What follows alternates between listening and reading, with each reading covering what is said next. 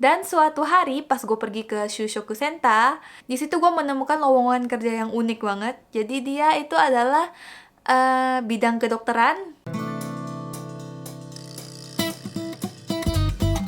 Gue penasaran, jadi gue coba lamar. Entah kenapa, gue nggak tahu kenapa gue coba ngelamar ke situ dan gue dipanggil.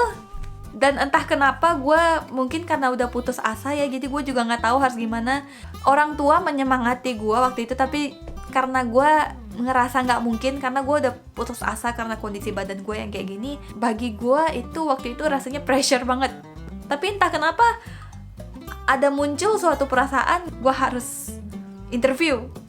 Waktu itu gue dikasih soal ujian ujian kanji, terus pokoknya ada ujian matematik apa segala macam.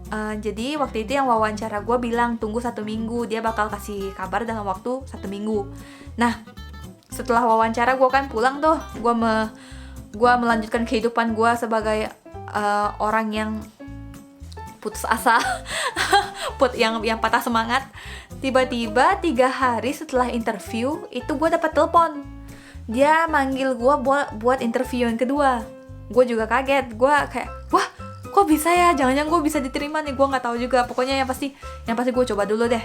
Dan gue memberanikan diri buat pergi interview kedua. Gue udah mati-matian ngafal, tahu lu di Jepang itu kalau interview lu kayak gimana ya, mati-matian gitu loh buat meyakinkan mereka kalau lu pantas buat di rekrut di situ, di perusahaan itu. Nah, gue udah mati-matian ngafal apa yang bakal gue bilang kalau misalnya ditanya ini itu. Ternyata yang interview gue kedua itu adalah Fukuincho, wakil kepala direktur perusahaan itu. Gue kaget banget. Jadi dia dokter, dia baik banget, orangnya baik banget. Dia interview gue tapi bukan kayak interview yang yang menakutkan, yang strict, bukan yang kayak gitu. Jadi kesannya itu kayak ngobrol-ngobrol sama teman biasa gitu. Pikir gue bakal disuruh pulang dulu dan bakal dikasih kabar apa gue dapat kerja ini atau enggak. Seperti interview yang pertama kan kayak gitu. Ternyata wakil direkturnya menerima gue langsung di situ. Unbelievable gitu loh, gue kayak nggak percaya gitu. Maksudnya di Jepang itu namanya naite, bahasa Jepangnya naite. Jadi kamu diterima, naite. Bahasa Jepangnya kayak gini ya. Ja, 4月からよろしくね。内定ですか? Honto desu ka? So da yo. Jadi cerita gue diterima kerja kayak gitu guys. Sampai gue kadang mikir jangan-jangan gue diterima kerja hanya karena hobinya wakil direktur gitu. Itu gue sangat gak percaya. Kenapa? Karena gue diterima kerja itu bulan 2 entah bulan 3. Jadi akhir bulan 3 itu adalah upacara kelulusan di Jepang. Biasanya bulan 3 itu lulus dan bulan 4 itu masuk mahasiswa baru. Kalau di Indonesia kurikulumnya dari bulan 6 sampai bulan 12, bulan 12 sampai bulan 6, bulan 1 sampai 6 kan.